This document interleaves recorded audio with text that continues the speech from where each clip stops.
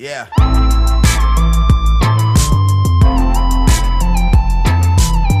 When she stop, drop, roll it, roll it. When she stop, drop, roll it, roll it. And the vibe is so lit, so lit.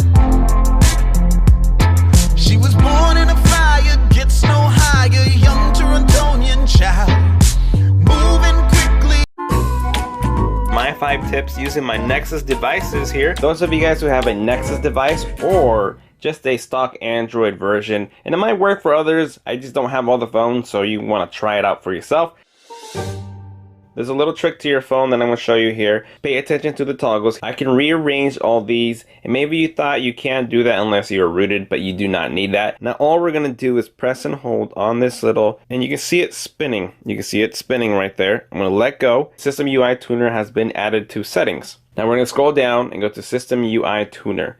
Fun for some, but not for all. And quick settings, you click onto it. Now you can rearrange your stuff here. You can add more tiles, or let's say you don't want to see the invert colors, so you're going to bring it to the trash can and throw it away. It doesn't throw it away completely because you can bring it back, as you can see, invert colors. I want the airplane mode to be in the middle, switch it up, and it switches over. You don't really get to add like cameras or special apps. It's not a rooted feature, it's just more like a rearrangement or changing something on here. Now I love to see a little battery percentage, but I can't tell how many battery percentage I have in that little battery. So what you do, instead of having to do another third-party application that does this, you do it straight up within the phone. You can see my battery right there, it's nothing inside of it, but I'm going to click on this.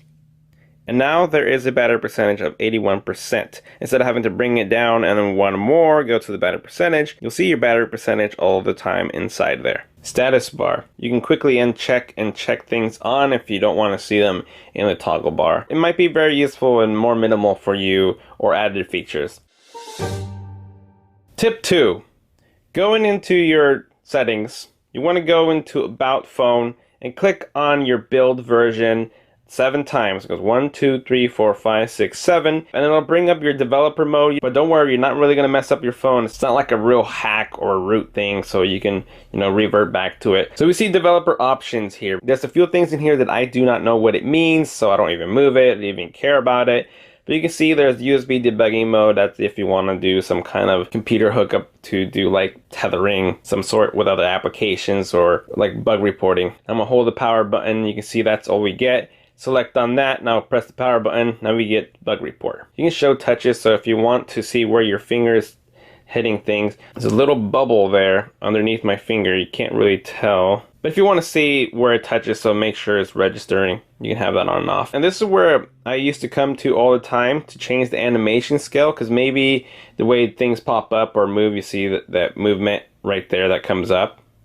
We can move it into slower speeds. We'll do 5 times and you will see the animations are starting to get really slow. So now push that and you see that? The animations move very smoothly and very slowly. So if you want to make your phone feel faster, you want to set it at like 0.5 or even turn them off completely. It just looks and feels like it sped it. And if you go off, that means you're going to save some battery as well. And everything's just going to just show up. It's not going to have any animation, just going to show up. Strict mode, show CPU usage. You click on that. You get your CPUs there showing up. Every time you leave an activity, it'll close it so it's not running in the background. You can see background process limit. If there's apps that you don't really use but you still want to keep installed, you can just touch on that. And inactive means it's not going to try to run or keep working on the background. It's going to stop it. So you got ways to turn them off if they're not active but you still want to keep them. And that's also a step if you wanted to root. Maybe you don't have enough internal memory. You already removed your pictures, videos, and moved files over to make room, but you still don't have enough.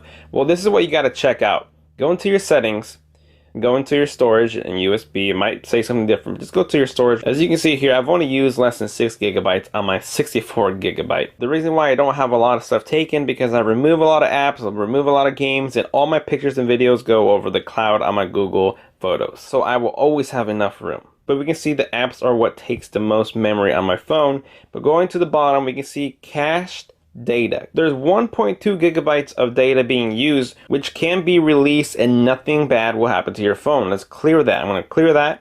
I've seen it up to 5 gigabytes of cache data. Now look at my memory, the 4.60. Now release more memory for me to be able to download if you weren't able to. So that's another tip there. But also guys, I recommend storing your pictures on the cloud. Tip number 4, disabling applications. Those of you guys who have a lot of bloatware or applications that you never use but you can't remove them because you're not rooted. Play movies. Now, I can't remove Play Movies. Now, maybe your home launcher does not allow you to do it this way, but you can see I'm going to go to App Info. Now, if you want to go into your apps, you want to go into your settings, go to Apps, and find that application again. Google Play Movies. Now, I can't uninstall it because I have to have it, but I'm going to force stop it. You don't need to press that at all, but it'll say computing there, which you don't have to wait for, and you press disable. Now it says, if you disable this app, other apps may no longer function as intended. Your data will also be deleted, which I'm totally fine because I don't ever use it. So I'm going to disable the app. Now it doesn't uninstall it from your phone. It just goes back to a factory version of uninstalling. It is disabled now. Let's go back into the drawer and you will see that it's no longer there. So I won't be annoyed with applications that are in my drawer, or it just won't be popping up or stuff being updated for it because I don't have it ready for it to try to work. So that's a disabled option. If you needed to bring it back, go back into your applications. If you don't have the option to choose from disabled, enabled, or applications, it's always going to be at the very bottom. And click on that, you see disabled. And those are the disabled applications. And lastly, for tip number 5, we want to go into NFC. My NFC is always checked on. It does not drain any battery, anything extra. There's no problem having it on. So what about NFC? Not only can you make mobile payments, paying in stores with your Android Pay, Samsung Pay, they use the same NFC, which is near field communication. But this is where it comes really handy. Let's say you wanted to do a application without the need of inputting any information. I'm going to open up OfferUp. Now I'm using my Nexus 7 tablet here, but it can be any other Android phone with NFC. Now I'm just going to combine these together in the back, and my NFC chip should be right there. Now you can see it got smaller, and I'm going to touch this and it's going to beam it right over to the tablet here, and there's the application right there without me having to put any information because I had this app open. Your friend might have been watching this app and he wants it. Same with Clash Royale.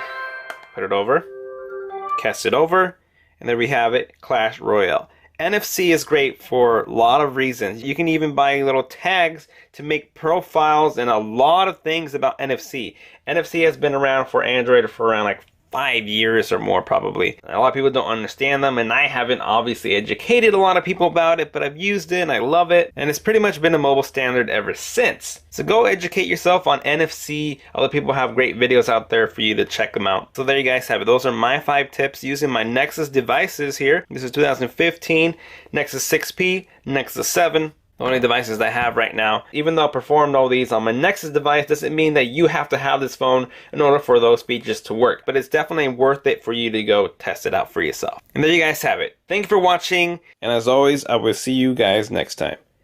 Later. Yeah.